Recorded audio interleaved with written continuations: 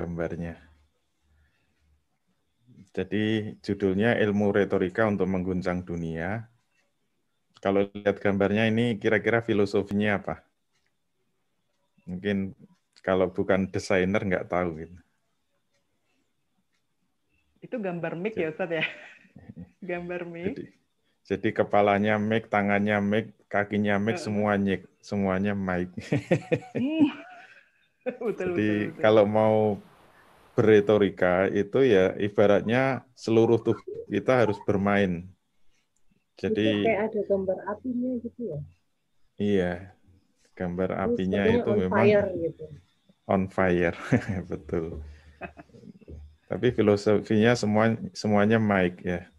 Ini mic, ini mic, ini mic, semuanya mic. Jadi inti retorika itu semuanya harus berbicara. Jadi teknik retorika itu semuanya harus berbicara. Intinya begitu. Jadi kepalanya berbicara, mulutnya berbicara, tangannya berbicara, kakinya berbicara, tubuhnya berbicara sesuai dengan teorinya memang. Tapi karena ini permintaannya dikaitkan dengan tulisan, jadi memang kalau pengalaman saya sendiri, sebenarnya kalau kita itu bisa berbicara, kita bisa berpidato dengan baik, dengan sistematis, berarti kita juga bisa menulis secara baik dan sistematis. Menurut pengalaman saya, menulis lebih mudah daripada berpidato. Oleh karena itu, kalau mau di-ranking, orang yang bisa berpidato dengan baik, dengan runtut, dengan sistematis, itu insya Allah dia bisa menulis dengan baik. Tapi kalau dibalik, kalau ada orang penulis baik, belum tentu bisa berretorika. Saya sering menjumpai, dulu saya mengagumi tulisan-tulisan yang bukunya sangat bagus, berbobot, tapi nggak perlu saya sebutkan ya, tulisannya sangat bagus. Tapi ketika saya kejar, ikut seminarnya, saya kecewa karena benar-benar nggak bisa ngomong. Ya ngomong bisa, tapi nggak menarik, tidak semenarik tulisannya. Tulisannya sangat bagus, tapi ngomongnya sangat tidak lancar, sangat tidak teratur, hanya monoton, tidak ada retorikanya. Bahkan dulu saya pernah punya teman S2 itu juga begitu. Dia jagoan menulis, bahkan dia itu peneliti handal. Proyeknya luar biasa, tulisannya sangat tajam, dan dia kolumnis. Dia jadi langganan nulis di koran. Dan saya senang karena jadi teman kuliahnya. Tapi ketika presentasi, karena kuliah S2 kan isinya cuma presentasi, terus gantian. Ketika presentasi ngomongnya amburadul, sangat tidak teratur, sangat tidak terarah. Saya baru tahu dia nggak bisa ngomong, tapi tulisannya sangat bagus. Nah, oleh karena itu, kalau orang tulisannya bagus, itu belum tentu bisa ngomong. Tapi biasanya orang yang bisa ngomongnya bagus, teratur, sistematis, insya Allah tulisannya juga bagus. Karena tinggal menuangkan kan.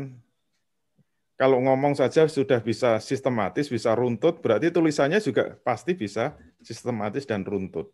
Demikian juga, kalau kita pengen punya tulisan yang berbobot, tulisan yang tidak sekedar tulisan ilmiah biasa ya, tulisan yang memang punya kekuatan retorika, itu juga harus memiliki kemampuan berretorika.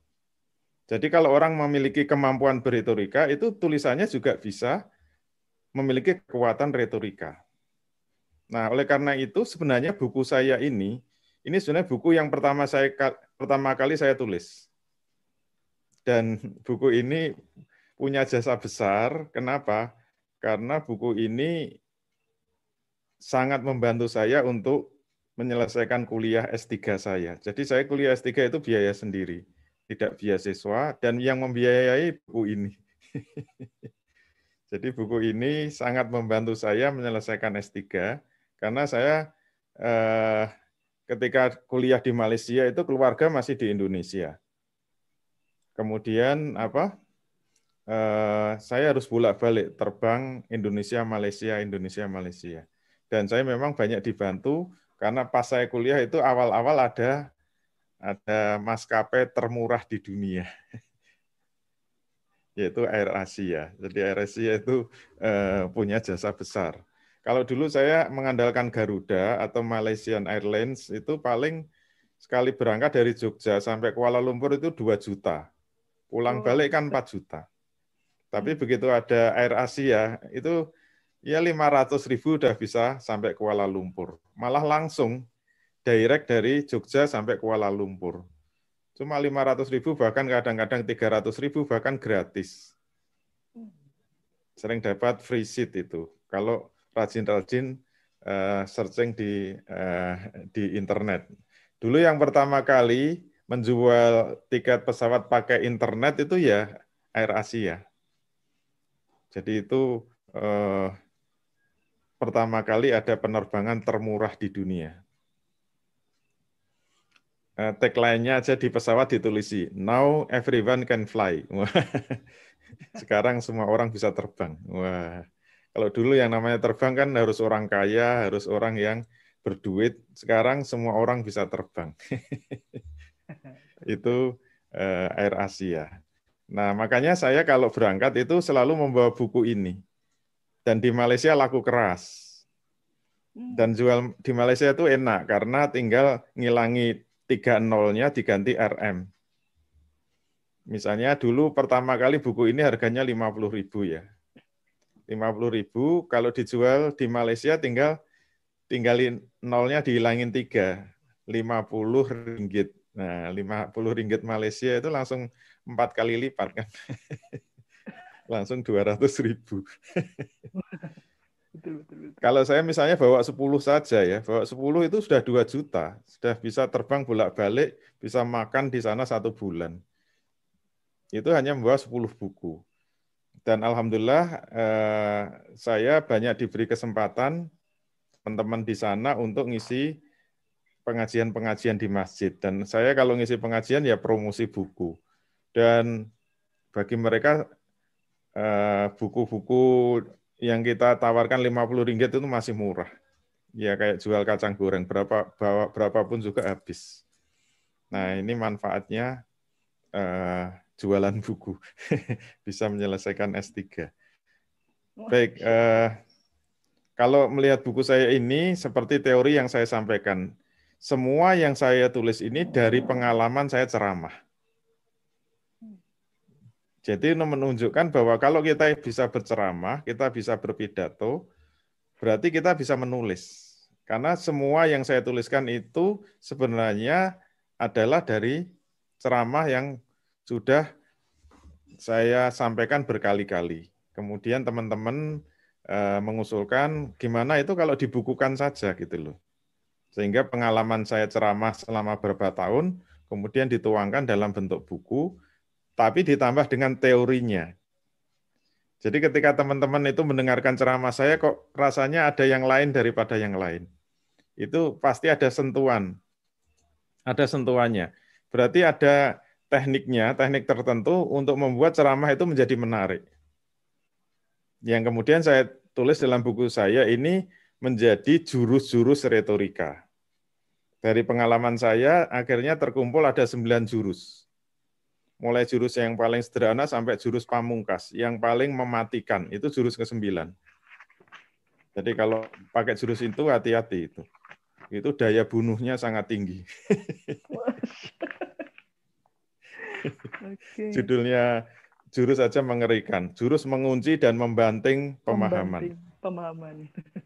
Mengunci dan membanting pemahaman. Ini pernah saya sampaikan di Australia juga. Ada yang usul, teman-teman Australia, kalau bisa tambah jurus ke-10. Jurus ke-10 apa? Mengunci, membanting, dan mengetet-etet. Itu paling kejam. Baik, saya sekarang mau tunjukkan dulu retorikanya dulu.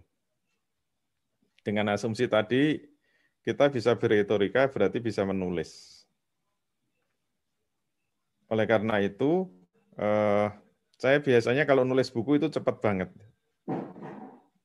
Kenapa? Ya kalau saya suruh nulis buku sebulan aja selesai.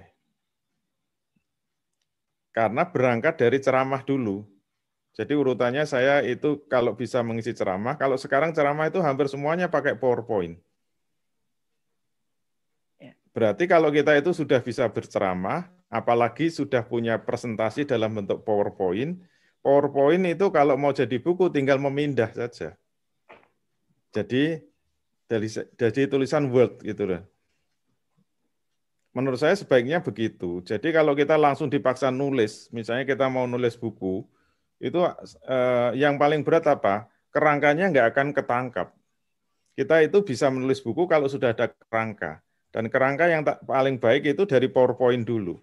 Jadi urutannya kalau saya dari ide itu nanti menjadi PowerPoint, PowerPoint jadi MS Word gitu, kira-kira begitu. MS Word baru kalau saya urutannya terakhir malah baru dicari referensinya. Ya namanya buku kan harus ada daftar pustakanya.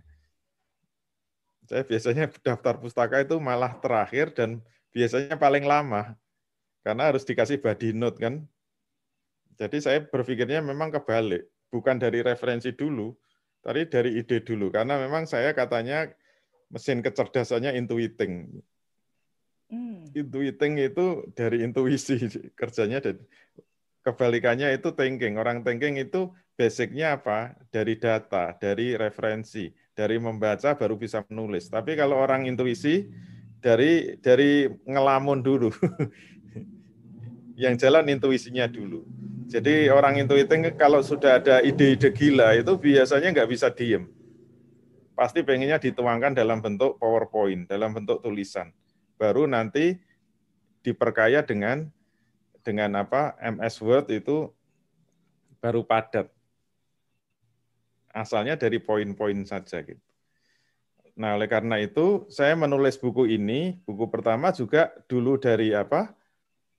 Dari ceramah, kemudian saya buat PowerPoint. Cuma karena ceramah itu sangat panjang, sebenarnya kalau saya mau buat satu jurus itu harusnya satu buku. Makanya contoh dalam satu jurus itu masih dalam bentuk PowerPoint sebenarnya. Semuanya dalam bentuk poin-poin. Sebenarnya saya mau dulu rencana saya semuanya mau saya tulis dalam bentuk Word, MS Word. Tapi ini buku bisa 10 kali lipat tebalnya. Oleh karena itu saya pertahankan dalam bentuk PowerPoint lagi gitu loh. Jadi dengan sangat menyesal ternyata bentuknya masih PowerPoint. Tapi kemudian saya lengkapi buku-buku susulannya. Misalnya saja terbit buku saya judulnya apa? Dosa investasi. Sebenarnya dosa investasi itu turunan dari buku ini. Sebenarnya itu satu jurus kalau mau ditarik itu menjadi satu buku. Terus ada pahala investasi. Itu juga sebenarnya satu contoh itu bisa jadi buku. Terus buku ekonomi juga sebenarnya asalnya dari sini juga. Kalau di sini masih bentuk PowerPoint. Saya ada buku ekonomi jilid 1, saya sebut ekonomi Islam Mazhab Hampara jilid 1, ada ekonomi Islam Mazhab Hampara jilid 2. Itu semuanya dengan susunan retorika. Itu jurus ke-7 itu. Mohon maaf, jurus ke-8. Jadi saya jangan dianggap sepele, saya menulis buku ekonomi Islam, walaupun kayaknya buku ilmiah ya, buku teks kuliah, sebenarnya itu menggunakan jurus juga. Makanya semua teman-teman yang baca buku saya ini kayak nggak buku biasa ini. Terutama buku yang nomor 1 ya, buku ekonomi Islam Mazhab Hampara jilid 1 yang subjudulnya adalah Falsafah Ekonomi Islam. Semua kalau membaca ini mesti beda rasanya. Ini bukan buku biasa. Ya itu memang buku retorika. Buku retorika. Dan orang yang membaca itu seperti diiris-iris itu. Enggak seperti orang kalau membaca teks buku biasa itu kan rasanya ya hanya transfer of knowledge. Hanya memindahkan pengetahuan. Misalnya membaca tentang ekonomi Islam. Ekonomi Islam itu apa? Ya, ekonomi Islam, definisi ekonomi Islam. Kemudian pilar-pilar ekonomi Islam. Pilar pertama apa? Pilar kedua itu nggak menarik. Kenapa? Tidak disusun dengan retorika. Jadi jangan kaget, semua buku saya itu saya desain dengan konsep retorika. Jadi buku saya itu sudah ada sekitar 10 buku ya. Sudah ada sekitar 10 buku yang saya tulis. Itu induknya sebenarnya ini. Jadi induk dari semua buku saya sebenarnya buku retorika, karena ini buku pertama. Sehingga yang lain-lain itu hanya turunannya. Maka membaca buku saya itu pasti terguncang itu. Terguncang. Karena memang tujuannya untuk mengguncangkan dunia persilatan. Nah, oleh karena itu kita harus ngerti ilmunya dulu. Harus ngerti ilmunya. Nah, sebagai pendorong, kenapa kita harus rajin menulis dan rajin dakwah, rajin ceramah? Sebenarnya intinya sama. Dakwah, amar ma'ruf nahi mungkar itu bisa dengan lisan, bisa dengan tulisan. Kaidah syaratnya, jadi ada kaidah fikihnya. Kaidah fikihnya kan mengatakan al-kitabatu kal khitab. Tulisan itu bisa mewakili lisan. Jadi nanti akad-akad, kalau kita jual beli itu asalnya, akad itu harus dengan lisan. Jual beli, ijab kabul itu harusnya dengan lisan. Tapi bisa diwakili dengan tulisan. Oleh karena itu hukumnya sama. Kita itu menggunakan lisan, termasuk menggunakan tulisan. Karena kaidahnya al-kitabatu kal khitab. Tulisan itu bisa mewakili lisan. Oleh karena itu kalau ada ayat-ayat yang berkaitan dengan perintah amar ma'ruf nahi mungkar, itu bisa secara lisan dan bisa secara tulisan. Nah, ayat ini bisa kita lihat. Kuntum khaira ummatin ukhrijat linnasi ta'muruna bil ma'ruf wa tanhauna 'anil munkar wa tu'minuna billah. Kamu adalah umat yang terbaik. Kenapa umat Islam menjadi umat yang terbaik? Pasti karena ada amalan yang diandalkan, yaitu apa? Karena kamu menyuruh kepada yang ma'ruf dan mencegah dari yang mungkar. Dan kamu beriman kepada Allah. Jadi yang membuat umat Islam itu menjadi umat yang terbaik itu karena melakukan amar ma'ruf nahi mungkar. Dan amar ma'ruf nahi mungkar itu bisa dengan lisan dan bisa dengan tulisan. Jadi kalau kita ingin menjadi umat yang terbaik, ya harus punya andil di dalam lisan maupun tulisan melakukan amar ma'ruf nahi mungkar. Kemudian ayat berikutnya juga, ini ada pujian. Bahkan ini secara individual ya. Waman, berarti ini siapa saja. Ini secara individual. Waman ahsanu qawlan mimman da'a ilallahi wa amila sholihan wa qala innani minal muslimin. Ini kalau kita belajar bahasa Arab sedikit, ini istilahnya ada hamzah tafdil ya. Yang pakar bahasa Arab nanti bisa mengoreksi kalau saya salah. Ini asalnya kan bisa dibaca hasanu misalnya. Jadi kalau ini tidak pakai hamzah, itu hanya diterjemahkan man hasana misalnya ya. Siapakah orang yang baik? Kalau hasan itu baik. Dalam bahasa Arab itu ada degree of comparative. Cuma bedanya kalau bahasa Inggris itu ada 3 tingkatan, kalau bahasa Arab cuma 2 tingkatan. Misalnya ada bahasa Inggris kadang ada good, better, best. Good itu baik, better lebih baik, kalau best itu paling baik. Nah kalau dalam bahasa Arab itu cuma 2 tingkatan. Kalau hasana itu baik, tapi kalau ditambahi hamzah tafdil menjadi paling baik. Maka ini pujian dari Allah yang nggak main-main juga. Waman ahsanu qaulan. Siapakah yang paling baik ucapannya? Nah, sekali lagi ucapan berarti sama dengan tulisan. Siapa yang paling baik ucapannya? Mimman da'a ilallahi wa amila sholihan. Dibanding dengan orang yang mau menyeru kepada Allah, mengajak kepada Allah, dan mengerjakan amal soleh, dan mereka berani mengatakan, lihatlah saya ini orang yang beragama Islam. Berarti siapa yang paling baik? Karena menggunakan ahsanu. Siapa orang yang paling baik? Yaitu orang yang lesannya adalah lesan yang mengajak kepada Allah Subhanahu wa Ta'ala. Itulah orang yang terbaik. Nah, oleh karena itu, kalau kita ingin menjadi umat yang terbaik, secara kelompok, dan manusia yang terbaik. Ya kuncinya cuma satu, harus punya peran di dalam lisan maupun tulisan untuk mengajak kepada Islam. Dan kenapa manusia terbaik itu adalah Nabi dan Rasul? Pasti karena amalnya. Amal utama dari Nabi dan Rasul itu adalah amal dakwah, mengajak kepada Islam, mengajak kepada Allah Subhanahu wa taala. Nah, semoga kita termasuk orang yang mau mengajak kepada Islam sehingga menjadi umat yang terbaik dan manusia yang terbaik. Baik. Ini pembukaan buku saya karena retorika ya memang agak mendiskreditkan tulisan. Ini saya kutip tulisannya Adolf Hitler, dasarnya retorika. Ini saya ambil gambar apa? Revolusi Perancis. Jadi menurut Adolf Hitler dalam bukunya Mein Kampf ya.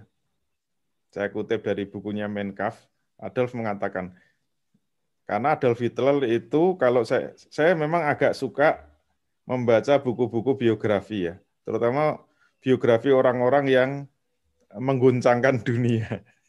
Saya nggak memilih itu orang baik apa buruk. Yang penting dia punya peran mengguncangkan dunia. Makanya yang saya ambil contoh di buku retorika itu Adolf Hitler, terus Mustafa Kemal Atatürk, terus Soekarno, itu kalau level Indonesia, itu orang-orang yang berhasil mengguncangkan dunia, terlepas positif atau negatif, dan kebanyakan itu apa? Seperti ucapannya Adolf Hitler, dia mengatakan, setiap gerakan besar dunia, setiap perubahan besar dunia, selalu diawali oleh jago-jago pidato, bukan jago-jago tulisan. Mohon maaf. Karena ini memang promosi retorika, gitu loh. Jadi tidak pernah ada keguncangan dunia, tidak pernah ada perubahan dunia, dan tidak pernah ada revolusi dunia, kecuali pasti diawali oleh jago-jago pidato. Makanya saya membaca bukunya Hitler. Hitler itu dulu asalnya dari mana coba? Kalau level militernya dari kopral coba. Hitler itu. Dia cuma seorang kopral yang nggak diperhitungkan. Tapi kenapa dia itu langsung memimpin Jerman? Saya lacak itu biografinya. Ternyata yang luar biasa apa? Hitler itu ditulis. Tidak pernah ada orang yang diajak ngomong Hitler. Atau gampangnya apa? Tidak ada orang yang diomongi Hitler kecuali dia seperti dihipnotis. Saking hebatnya Hitler dalam ngomong itu. Dalam biografinya disebutkan begitu. Semua orang yang diomong Hitler pasti terhipnotis. Pasti nurut apa yang dia inginkan. Sampai akhirnya dia bisa mengguncangkan Eropa itu karena apa? Karena mulutnya gitu loh. Itu dasarnya retorika. Nah itu kalau mau promosi retorika begitu. Termasuk Kemal Atatürk. Negara adidaya yang begitu besar, khilafah Islamiyah bisa runtuh dari mulutnya Kemal Atatürk. Itu juga jago pidato dia itu. Kerjaannya apa? Mempengaruhi pemuda-pemuda untuk apa? Untuk bangkit melawan khilafah, coba bayangkan. Bisa itu, modalnya cuma abab. Kalau ketawa berarti orang Jawa, saya cuma ngetes aja. Kalau nggak ketawa berarti bukan orang Jawa. Itu pakai kol-kolah loh. Yang ketawanya keras orang Jawa berarti. Itu dasarnya retorika itu begitu. Negara begitu besar, adidaya kekhilafan bisa runtuh. Nah sekarang kalau kita ingin menegakkan kembali khilafah, berarti apa? Ya harus melahirkan orang jago-jago pidato. Oleh karena itu, dengan kekuatan retorika, bangsa yang lemah itu bisa menjadi bangkit, bisa menjadi kuat. Negara yang ambruk bisa bangkit, dunia yang hening bisa terjungkir balik, terjadi huru-hara. Gara-gara apa? Retorika. Itu dasarnya retorika. Tapi kita nggak promosi retorika. Kalau buku saya isi materinya ini. Jadi saya bagi menjadi 3 bagian. Ada bagian 1, mengenal retorika untuk mengguncang dunia itu apa. Bagian 2, ini saya sebut tahap retorika tingkat dasar. Ini tidak kita bahas malam ini, karena itu teknik-teknik berpidato. Nah, yang nanti kita bahas itu adalah yang bagian 3. Bagian 3 ini khusus untuk jurus-jurus retorika tingkat lanjut. Saya siapkan aja 9 jurus. Nah, nanti ini bisa menjadi tulisan semua itu. Dan namanya aja dasar semua kan.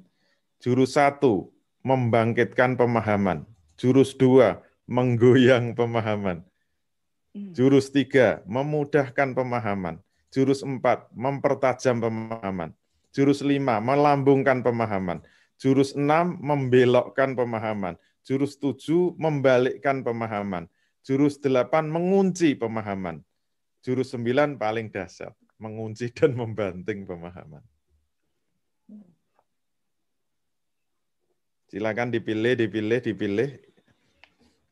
Semua jurus ini ada tekniknya dan ada tujuannya. Jadi kalau kita menghadapi objek dakwah tertentu, audiens, kalau retorika ya audiens,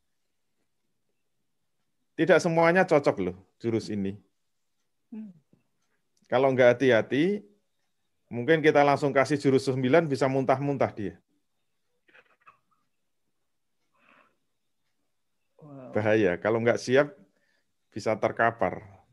Ya nanti dilihat, misalnya yang kita hadapi itu emak-emak di kampung, yang senangnya sholawatan, senangnya qasidan, kasih jurus 9, bablas angin ambiar itu nanti pengajiannya. Berarti kalau menghadapi emak-emak di kampung yang sukanya wiridan, sukanya qasidan, sukanya sholawatan, itu nanti jurus ke-6 cocoknya. Jurus ke-6. Membelokkan pemahaman. Jangan sembarangan gitu loh.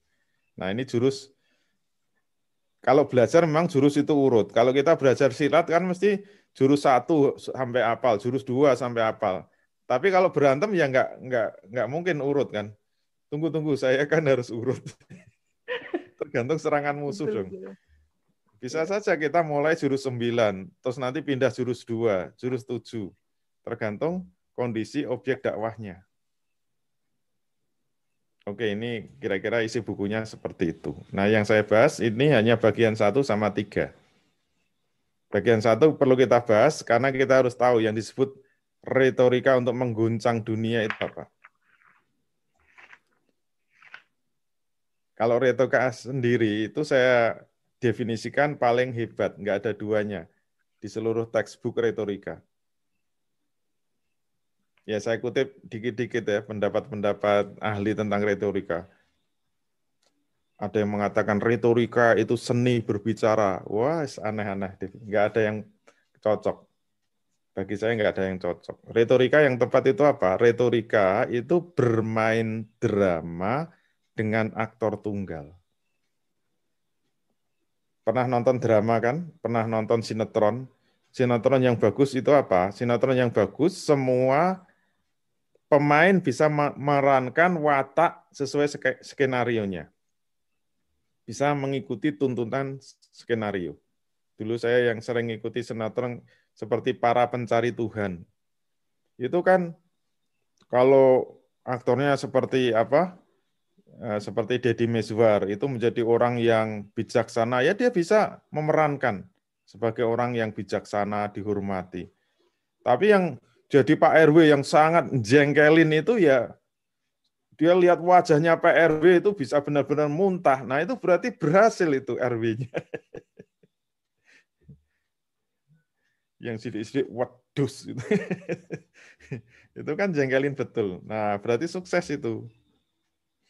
Yang lucu ya bisa memerankan lucu, yang lugu ya lugu, yang goblok ya goblok, yang sadis ya sadis, yang kejam ya kejam. Nah itu kalau sinetron. Kalau retorika, bagaimana kita bisa disebut sudah bermain retorika kalau semua peran itu masuk dalam satu wajah kita?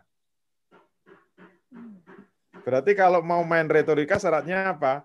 kita harus bisa memerankan semua aktor. Kita disuruh jadi orang yang galak bisa. Kita jadi orang yang lucu bisa. Kita harus bisa menjadi orang yang memelas juga bisa. Yang paling menyedihkan bisa. Yang paling galak bisa. Yang paling tegas bisa. Yang paling berwibawa bisa. Nah, kalau kita bisa memerankan itu, selesai. Berarti main retorika itu sebenarnya kita belajar ilmu teater. Sehingga nanti kalau kita harus berteriak kencang, kita harus meluap-luap semangat, ya kita bisa mengekspresikan wajah kita sebagaimana orang yang bersemangat.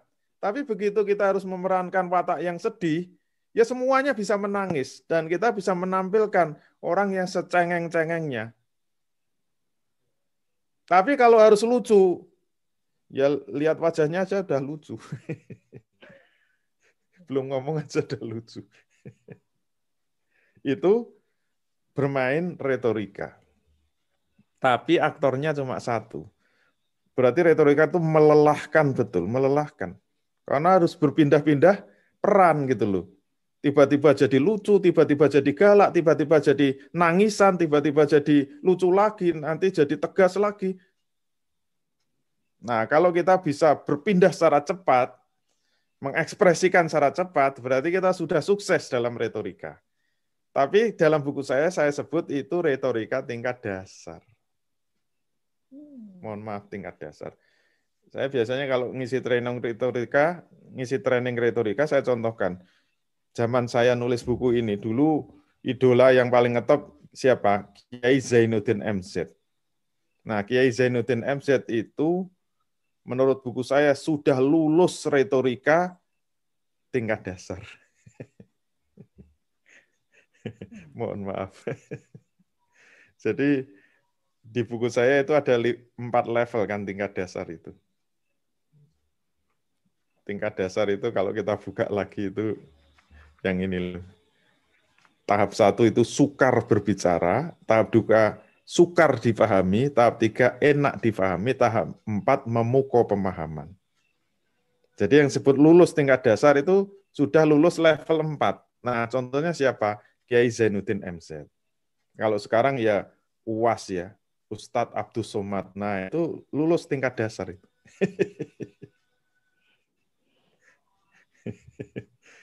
Penulis itu pokoknya harus menang gitu.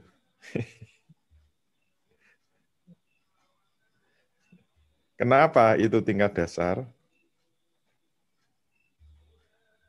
Karena kalau biasanya saya sampaikan, kalau kita bisa menghasilkan 1 juta dai kayak Zainuddin MZ, atau mohon maaf ya, 1 juta dai kayak Ustadz Abdus Somad di Indonesia ini, apakah Indonesia terguncang?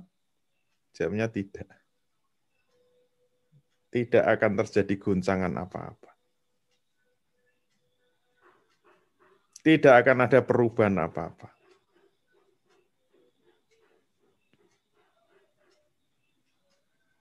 Jadi walaupun kita bisa menghasilkan dai-dai yang sangat mahir retorika, yang retorikanya sudah dahsyat, yang sudah lulus level 4, bahkan 1 juta bisa kita hasilkan. Apakah bisa merubah Indonesia? Jawabnya tidak bisa. Kenapa? Baru lulus level dasar. Kalau ingin menghasilkan terjadinya perubahan yang revolusioner di Indonesia, nggak usahlah 1 juta, nggak usahlah 10, 1 aja bisa melahirkan orang yang menguasai retorika seperti yang saya maksud, insya Allah sudah goncang itu Indonesia.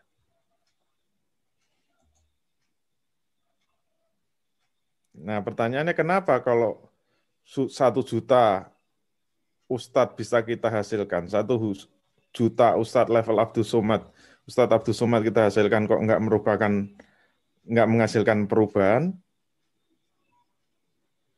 Jawabnya apa? Kira-kira jawabnya apa? Kenapa Ustadz Abdus Somad tidak bisa menghasilkan keguncangan di Indonesia, tidak bisa menghasilkan perubahan di Indonesia. Kira-kira penyebabnya apa? Nah, kalau sudah main retorika itu harus begitu. Jangan langsung dijawab. Harus dibikin mati penasaran dulu. Teknik retorika itu kalau penting itu jangan tergesa-gesa. Ini namanya bermain tempo gitu loh. Kalau sudah penting, kenapa ustadz yang sehebat, disebut ustadz sejuta umat kan, tidak bisa menghasilkan kegoncangan di Indonesia. Nah, kalau sudah penting serius itu suaranya dipelankan, kemudian dikasih jeda, jangan langsung dijawab. Karena jawaban ini adalah martir. Begitu Anda keluarkan itu menggoncang betul.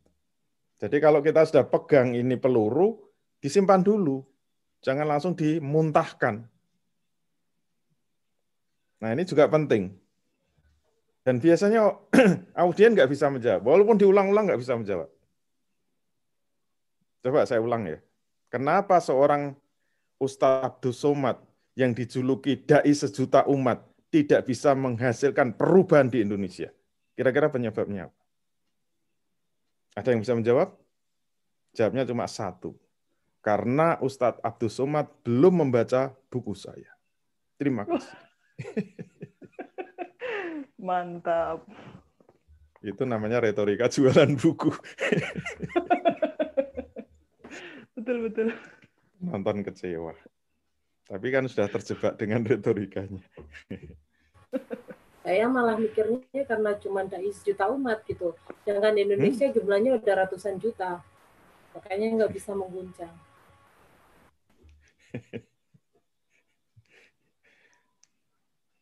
Coba kalau Ustadz Abdul Somad mau beli buku saya, insya Allah mengguncang dunia.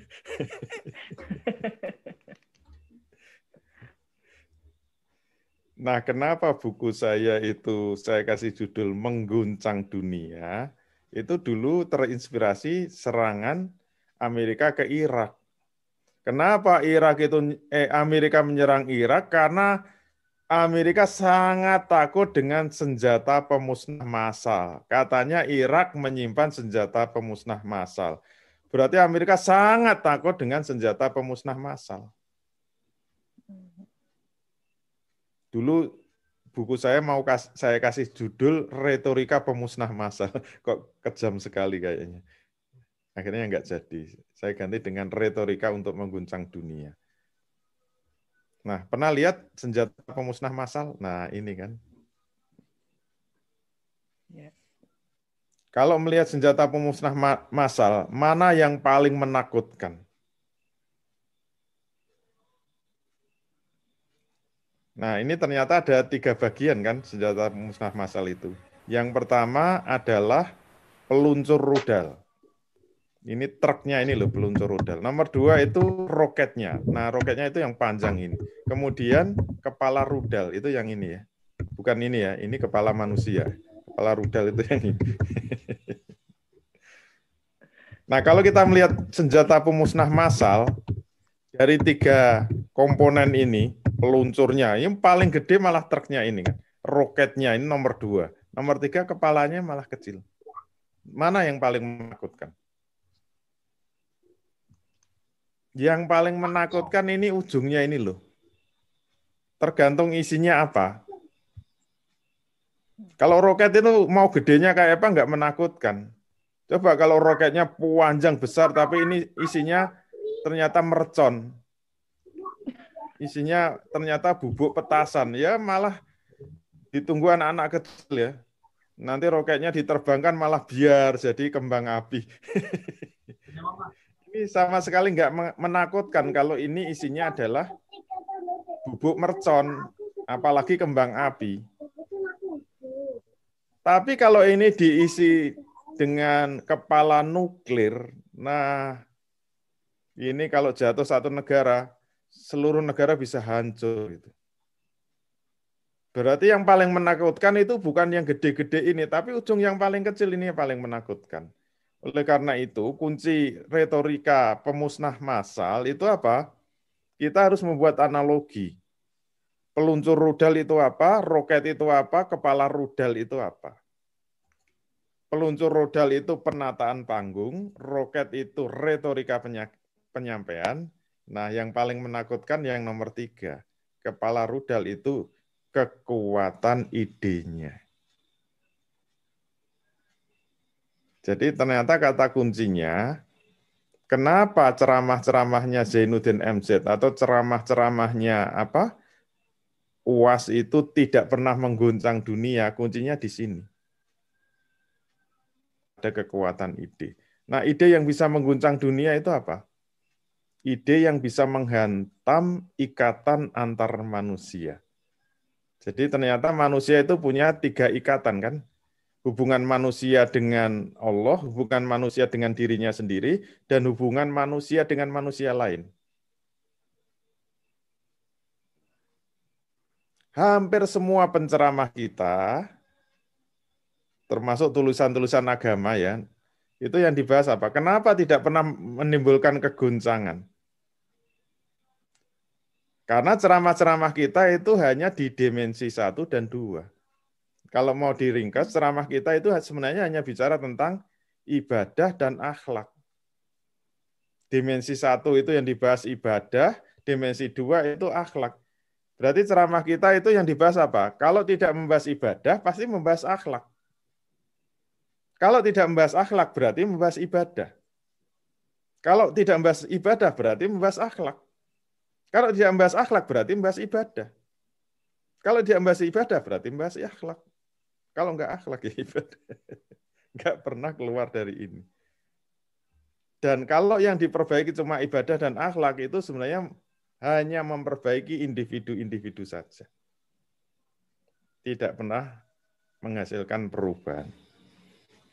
Nah, yang disebut ide yang bisa mengguncang dunia, itu kalau ceramahnya dimensi 3. Begitu dimensi 3 disentuh, akan goyang itu. Selama kita tidak berani menyentuh dimensi 3, maka dunia itu aman, tentram, makmur, bahagia. Tidak akan mengalami goncangan sama sekali. Tapi begitu ada yang berani masuk wilayah ini, goncang. Indonesia itu goncang gara-gara apa? Ada yang berani nyentuh ini. Kalau enggak ya tenang, tentram.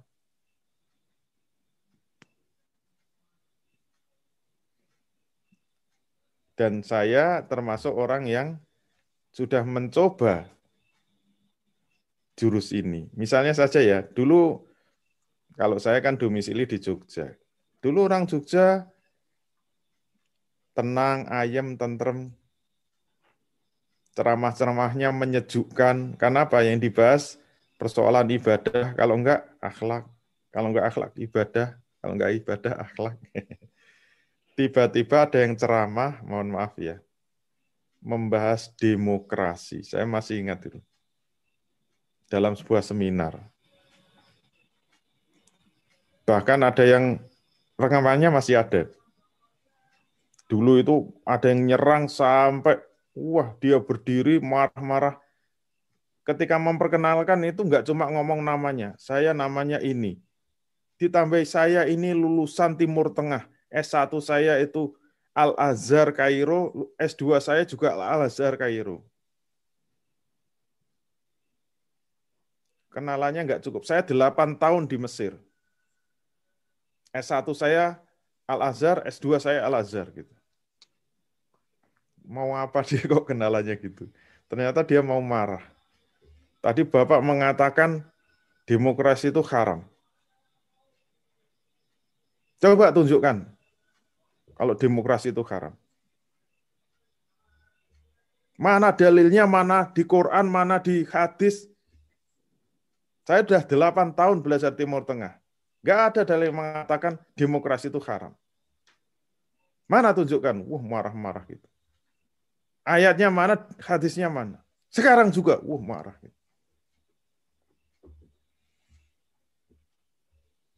Kenapa menimbulkan kemarahan? Karena belum pernah ada ceramah nyinggung-nyinggung demokrasi, mengharam-haramkan demokrasi. Kan nggak pernah. Begitu ada yang berani nyinggung, ini kan nomor 1 ya, sistem pemerintahan. Begitu disentuh, goyang itu. Itu seminar satu gedung itu goyang dan membuat marah betul kan? Coba kalau yang saya bahas itu masalah akhlak, wah kan tidur semua nanti. Padahal apa? Itu apa? Itu baru pemanasan gitu. Itu sudah goyang. Nah, saya jawabnya juga pakai retorika. Kira-kira jawabnya gimana coba? Kalau nanti harus memenuhi permintaannya, harus cari dalilnya. Wah, dia lulusan Kairo, didalili. Wah, ya kita bisa remuk itu loh. Jawabnya harus pakai retorika. Kalau dia minta dalil, kita turuti, nanti dilawan dalil, apalagi bahasa Arab kita juga jeblok.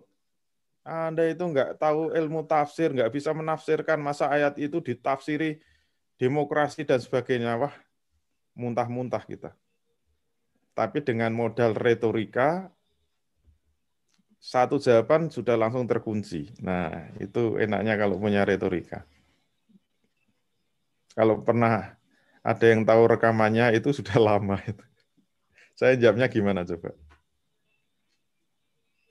Saya jawabnya agak tegang juga, tapi mencoba untuk tenang. Saya katakan, mohon maaf Pak, kalau tadi Bapak mengatakan saya mengharamkan demokrasi, saya mengatakan demokrasi itu haram, itu salah besar. Dari tadi saya tidak pernah mengatakan demokrasi itu haram. Salah besar itu. Coba Bapak ingat-ingat lagi. Mana dari ucapan saya itu yang mengatakan demokrasi itu haram? Saya tidak pernah mengatakan demokrasi itu haram. Terus apa yang saya tadi katakan? Demokrasi itu tidak haram. Salah kalau saya mengatakan demokrasi itu haram. Ingat Pak, saya tegaskan lagi. Demokrasi itu tidak haram. Kalau saya mengatakan demokrasi itu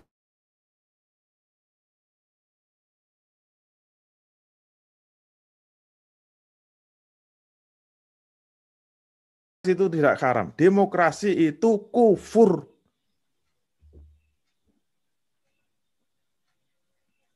Nah, kalau demokrasi itu sistem kufur, nizam kufur, tidak perlu dalil kan?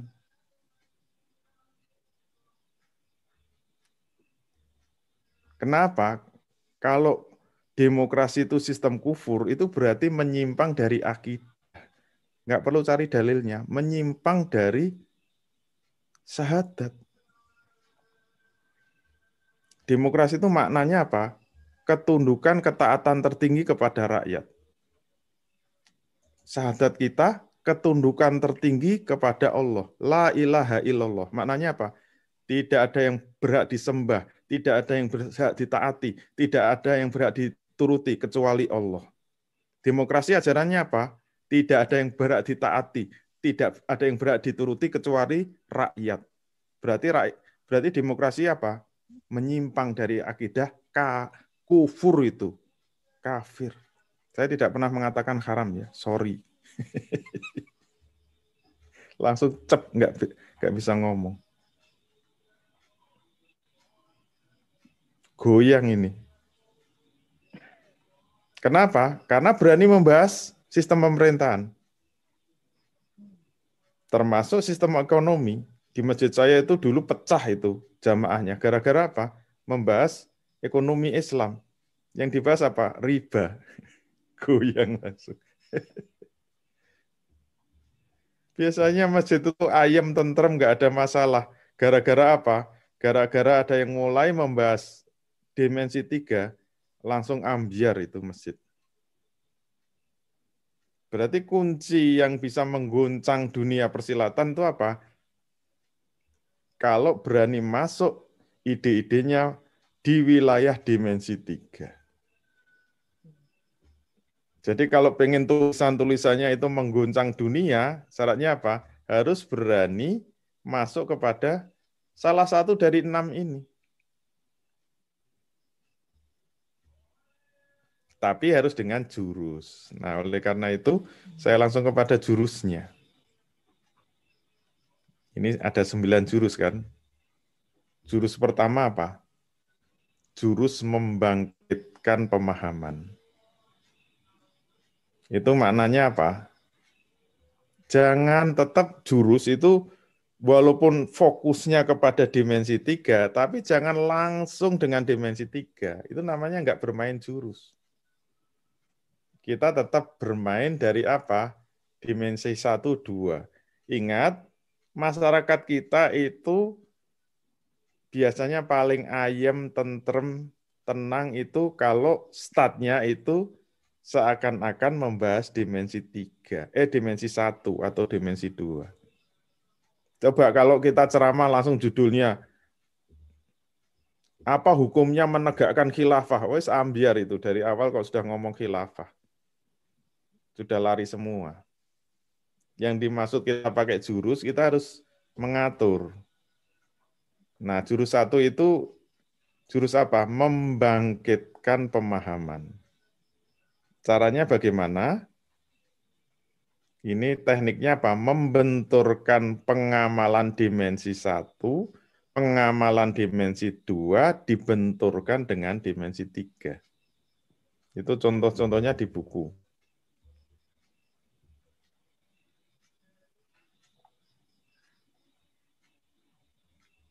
Contohnya apa? Itu ditulis dalam bentuk apa? Dalam bentuk materi yang panjang bisa, pendek bisa. Saya sering menyampaikan ini cuma 15 menit khotbah Jumat itu juga bisa. Jurus 1 ini baru jurus 1. Nah, kalau mau dimainkan retorika dalam bentuk lisan gimana? Dimensi 1 atau dimensi 2. Ambil saja dimensi 1 yang apal apa? Andalan kita apa? Mungkin sudah sering dengar. Al-Baqarah 153. Apalagi pas Ramadan. Dibuka aja gitu loh. Kalau mau pakai jurus 1 ya caranya, Bapak Ibu sekalian, Allah Subhanahu wa taala telah berfirman, ya ayyuhallazina amanu. 183 ya, bukan 153. Ya ayyuhallazina amanu kutiba alaikumusyiyamu kama kutiba alal ladzina min qablikum la'allakum tattaqun. Terus diterjemahkan. Artinya apa Bapak Ibu? Ya ayyuhallazina amanu. Wahai orang-orang yang beriman. Kutiba alaikumusiyam, telah diwajibkan atas kamu sekalian menjalankan puasa. Kama kutiba alal ladzina min qablikum la'allakum tattaqun. Sebagaimana yang telah diwajibkan atas orang-orang sebelum kamu agar kamu menjadi orang yang bertakwa. Kumpas sedalam-dalamnya. Kalau mau main retorika ya didramatisir. Inti retorika itu bisa mendramatisir. Bapak Ibu sekalian, puasa itu hukumnya apa? Wajib.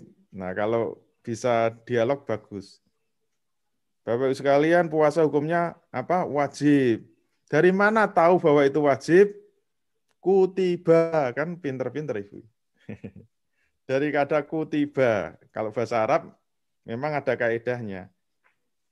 Kalau ada fi'il madi dalam bentuk majhul ketemu dengan huruf jar, ala ya, itu maknanya adalah jazm, maknanya itu lil wujub.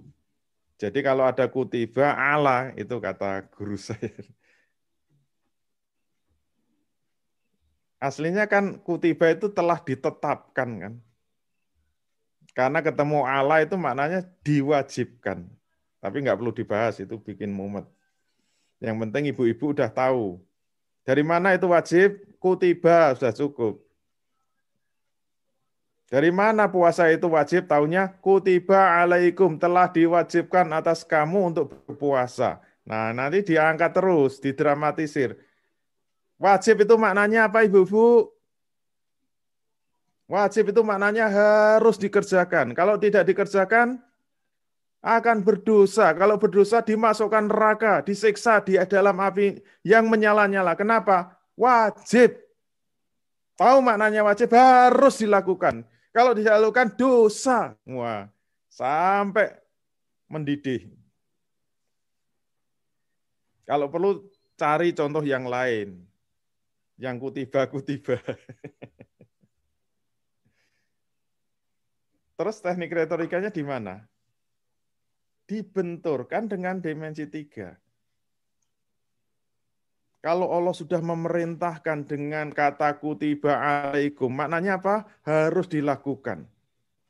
Betul? Betul. Nah, sekarang coba kita mundur 5 langkah ke belakang. Jalan. 1, 2, 3. Ketemunya apa? Al-Baqarah 178. Itu ada perintah yang redaksinya sama, bunyinya sama, awalannya sama, di dalam surat yang sama, cuma mundur 5 langkah ke belakang.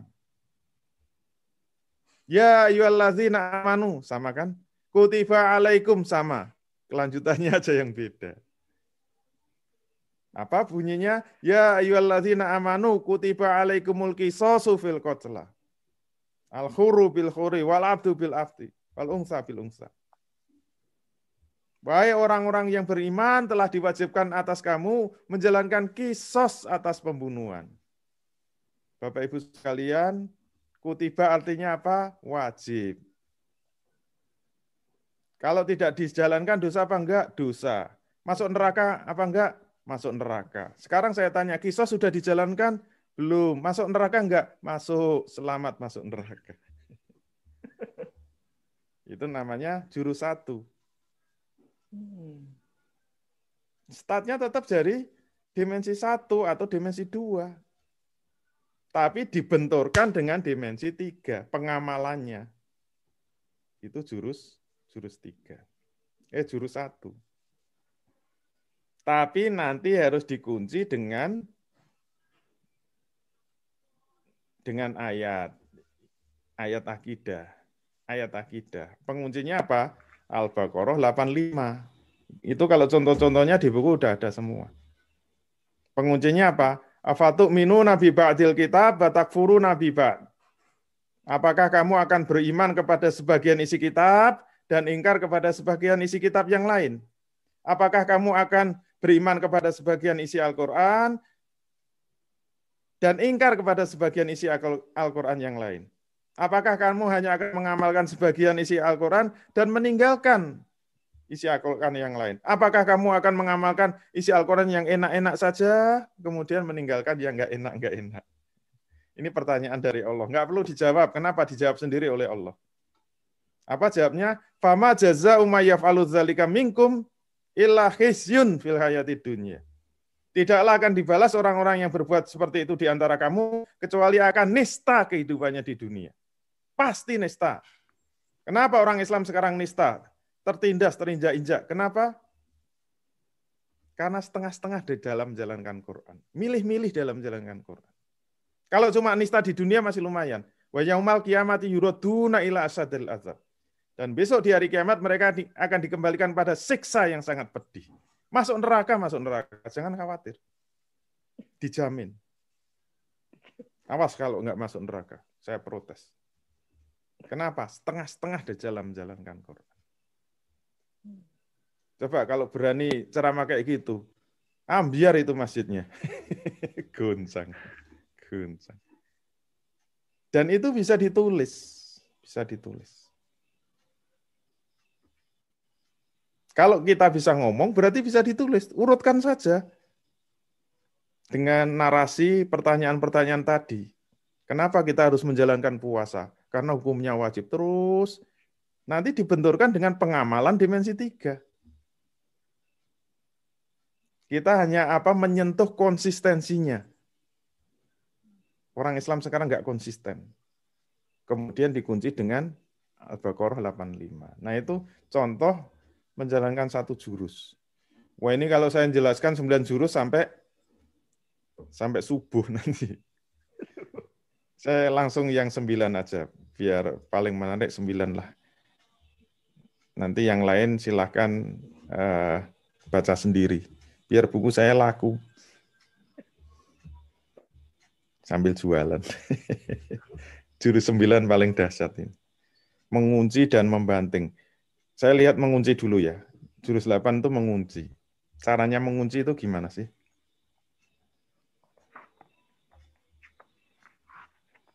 Paling sulit itu mengunci. Saya pernah mempraktekkan ini, mengunci dan membanting.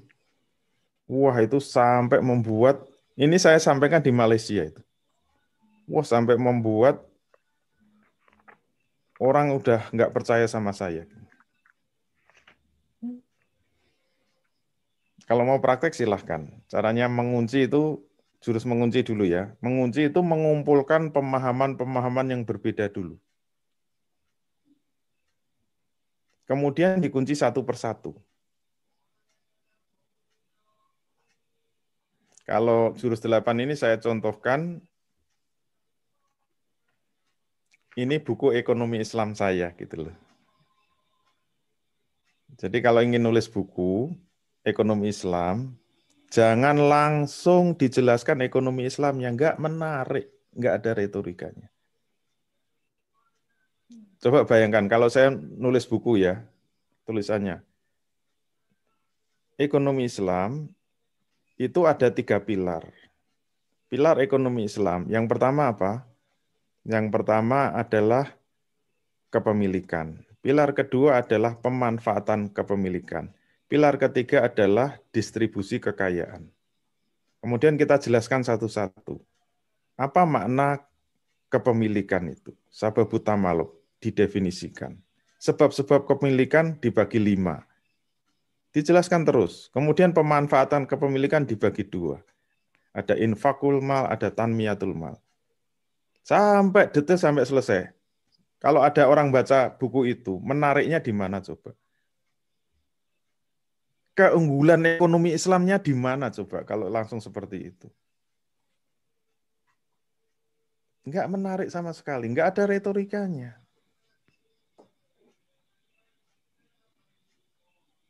Nah, kalau kita mau nulis bermutu, sehingga ekonomi Islam kelihatan dahsyat, mematikan, caranya gimana? Harus pakai jurus 8.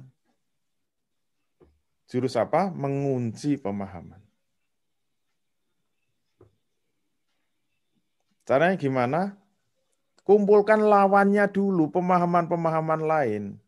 Musuhnya ekonomi Islam kan ada 2, ekonomi kapitalis, ekonomi sosialis. Dan kalau pengen tajam ya, jangan langsung menjelek-jelekan kapitalis, salah itu. Itu retorikanya nggak tajam. Itu namanya bukan mengunci. Yang namanya jurus mengunci itu kan karena lawan itu bergejolak. Lawan itu kan meronta-ronta, butuh dikunci. Tapi kalau kita nulis langsung menjelekkan, itu namanya langsung mengunci. Lah untuk apa? Nggak ada yang melawan, nggak ada yang meronta-ronta kok langsung dikunci. Ya nggak menarik. Yang namanya mengunci itu syaratnya apa? Harus bisa menunjukkan keunggulan kapitalis itu seperti apa. Kalau perlu sampai nggak bisa membantah. Makanya saya kalau menyampaikan materi tentang apa ekonomi kapitalis, itu saya tunggu. Semua sistem ekonomi kan menjanjikan keadilan dan kesejahteraan. Semua ekonomi pasti menjanjikan keadilan dan kesejahteraan. Nah, apa rahasia kapitalis itu bisa mewujudkan keadilan dan kesejahteraan? Rahasianya kuncinya pada apa? Mekanisme pasar bebas. Tunjukkan bahwa mekanisme pasar bebas bisa menjamin keadilan dan kesejahteraan sampai tuntas dan tidak terbantahkan.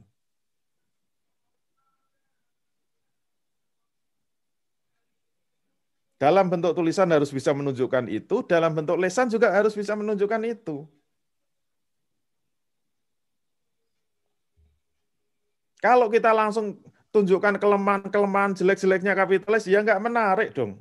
Nggak ada retorikanya itu. Terus gimana caranya? Tunjukkan keunggulan, kehebatan kalau bisa tidak terbantahkan. Baru kalau sudah puas, nggak ada yang bisa membantah, dikunci gitu loh. Ternyata kapitalisme sangat rapuh. Nah, di buku saya nguncinya pakai apa? Pakai sosialisme gitu loh. Pakai tangannya sosialisme.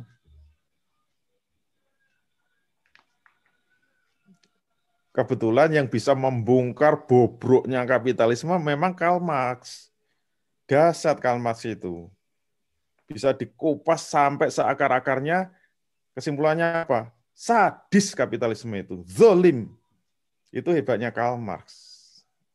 Berarti apa? Keunggulan kapitalisme dikunci pakai sosialisme. Nah, kemudian tunjukkan hebatnya sosialisme. Bagaimana keadilan dan kesejahteraan yang dijanjikan oleh sosialisme. Nah, inti kegagalan kapitalisme itu apa? Ketika dia menjanjikan keadilan dengan mekanisme pasar bebas, di mana semua pelaku ekonomi akan mendapatkan keadilan. Baik pihak produsen, dia mendapatkan keadilan kenapa?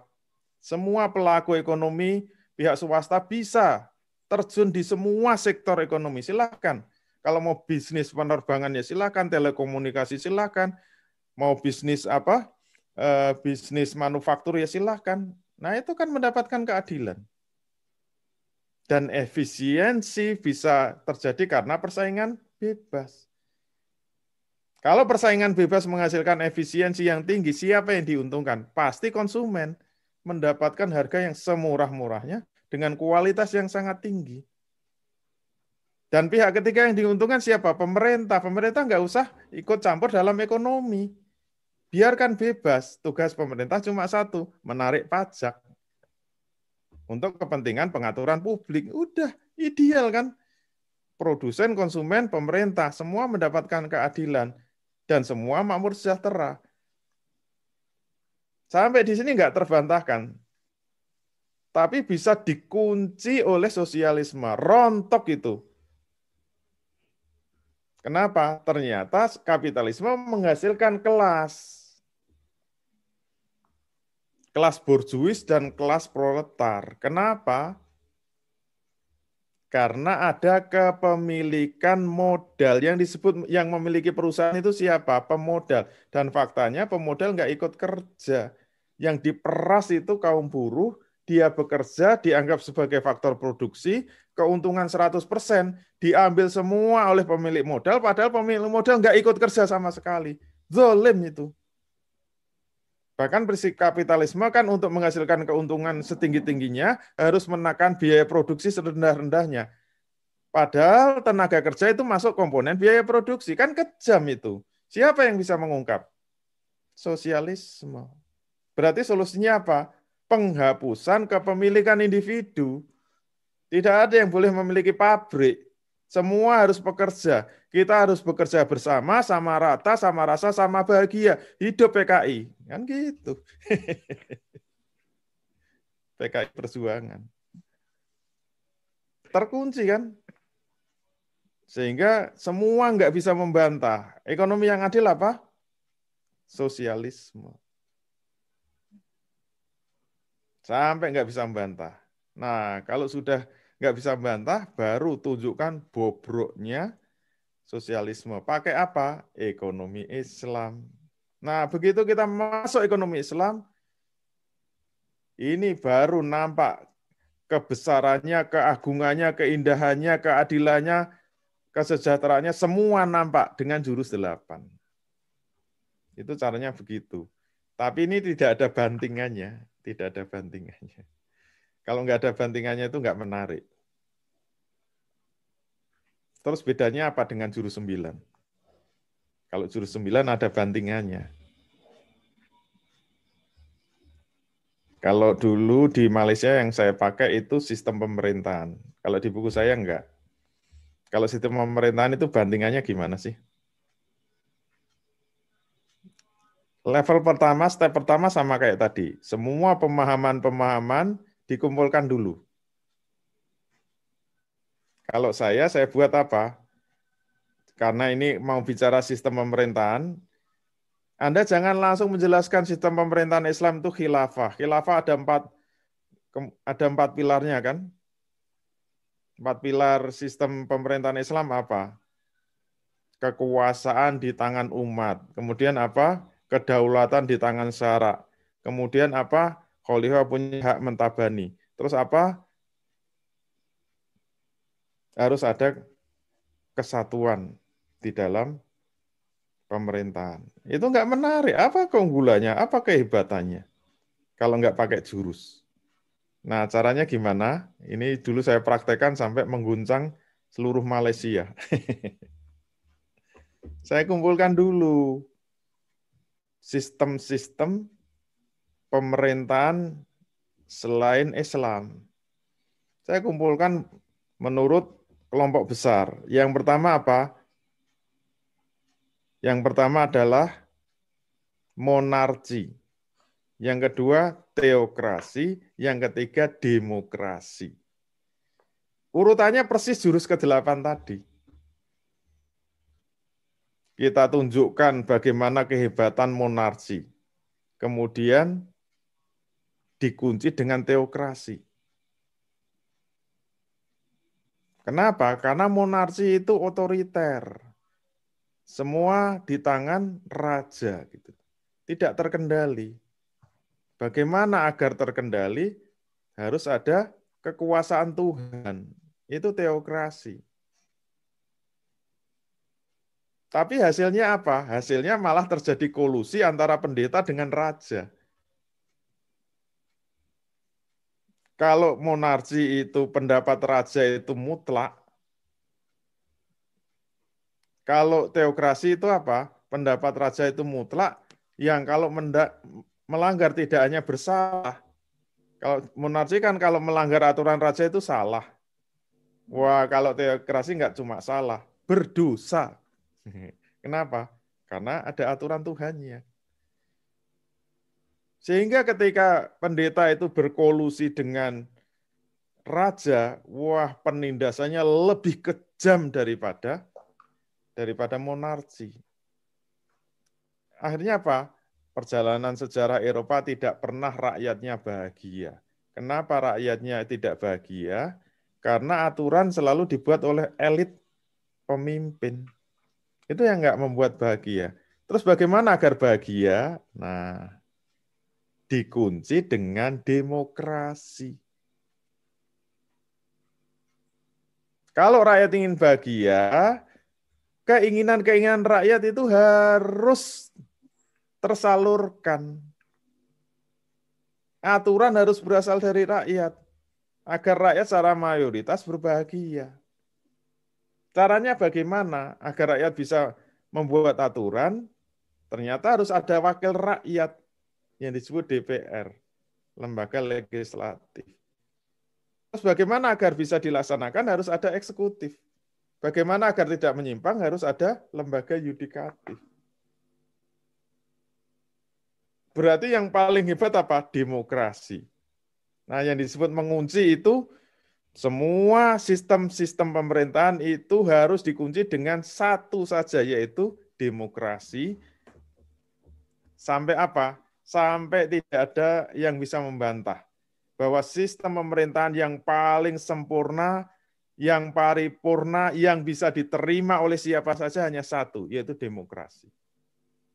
Demokrasi pasti bisa diterima oleh siapa saja, bangsa manapun juga, suku mana saja, rasnya mana saja, termasuk agama apapun juga, pasti menerima demokrasi. Waktu saya menjelaskan ini sampai saya meyakinkan, saya dianggap sudah murtad itu.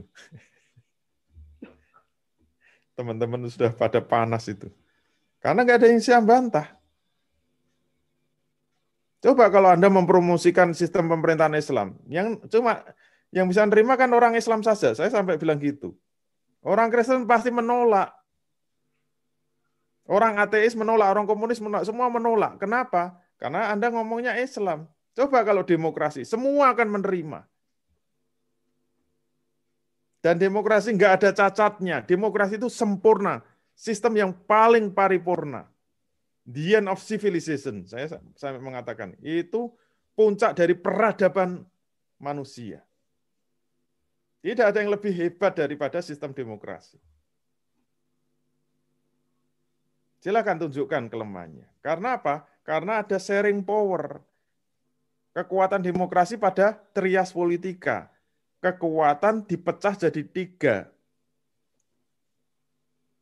kekuatan legislatif, eksekutif, yudikatif. Ini yang membuat tidak bisa otoriter. Tidak bisa otoriter. Tidak bisa terjadi diktatorialisme di dalam demokrasi. Nah, kalau pengen main retorika ya tunggu sampai mateng gitu, sampai marah semua. Berarti apa? Tahap penguncian selesai. Jadi kunci jurus 9 itu apa? Harus dikunci dengan paham yang salah. Dikunci satu persatu dengan paham yang salah. Ini rumusnya begitu. Setelah semua terkunci, nggak ada yang bisa membantah, baru masuk tahap pembantingan. Nah, ini yang paling kejam. Yaitu apa? Membanting demokrasi. Nah, ini yang paling kejam. Biasanya saya tunjukkan satu lembar saja. Benarkah dengan demokrasi itu rakyat bahagia? Ternyata ada yang terlepas dari demokrasi, yaitu apa? Ternyata proses rakyat memilih wakil rakyat itu nggak bisa langsung, butuh kendaraan. Kendaraannya apa? Partai politik. Termasuk wakil rakyat memilih pemimpin, nggak bisa langsung, harus ada kendaraan. Kendaraannya partai politik. Dan kendaraan itu besar kendaraan itu. Karena kendaraannya besar, butuh bensin. Bensinnya mahal. Siapa yang bisa menjalankan kendaraan? Pasti cukong. Pasti kaum kapitalis. Kalau partai politik bisa jalan karena ada amunisi dari kaum kapitalis untuk memilih wakil rakyat, termasuk partai politik bisa jalan kalau ada amunisi dari kaum kapitalis untuk memilih pemimpin. Kalau wakil rakyat sudah terpilih, pemimpin sudah terpilih, kepada siapa mereka harus mengabdi? Apakah kepada rakyat? Bohong besar. Mereka kalau terpilih untuk mengabdi kepada siapa? Maju tak gentar, membela yang bayar. Pasti. Buktinya apa? Undang-undang Cilaka itu pasti membela yang bayar. Nggak mungkin membela rakyat. Rakyat mau demo segede apapun, tinggal nonton bebek gitu loh. Nggak ada urusannya. Kenapa? Itulah lubang besarnya demokrasi yang nggak disadari. Itu namanya proses pembantingan. Itu kejam sekali. Berarti kalau diurutkan, sistem pemerintahan monarki itu kejam.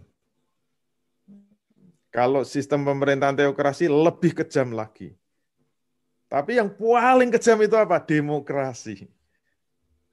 Kenapa? Kalau monarki kejam, kenapa? Karena aturan itu di tangan satu orang, yaitu raja. Sehingga raja otoriter menindas rakyat. Itu kejam. Kenapa teokrasi lebih kejam? Karena aturan itu dari raja yang berkolusi dengan pendeta, tapi pendeta mencatut nama Tuhan. Itu lebih kejam lagi. Tapi ada yang paling kejam, yaitu demokrasi. Kenapa paling kejam? Karena wakil rakyat dan pemimpin rakyat membuat aturan yang sangat menindas rakyat, tapi atas nama rakyat. Fitnah itu lebih kejam daripada tidak memfitnah. Kenapa demokrasi paling kejam? Karena aturannya menindas rakyat, tapi atas nama rakyat. Kan kemarin ketika Undang-Undang Cipta Kerja itu diresmikan pada marah. Ingat, ini yang meresmikan wakil rakyat. Anda jangan marah. Wakil rakyat sudah setuju kok Anda marah.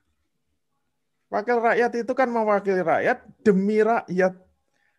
Kan wakil rakyat itu dari rakyat, oleh rakyat, untuk rakyat. Berarti undang-undang ini atas nama rakyat. Untuk apa? Menindas rakyat. Betapa kejamnya, itu namanya jatuh tertimpa tangga ya demokrasi itu. Sudahlah dia ditindas, tapi katanya yang nyuruh nindas rakyat sendiri gitu. Namanya kan jatuh tertimpa tangga. Nah, itu namanya membanting demokrasi. Baru kita masukkan sistem Islam. Nah, ini celing itu nanti, cemerlang betul. Itu namanya jurus mengunci dan membanting pemahaman. Nah, kayaknya cukup dulu lah. Kalau 9 jurus saya bisa terbanting sendiri nanti. Masya Allah, luar biasa.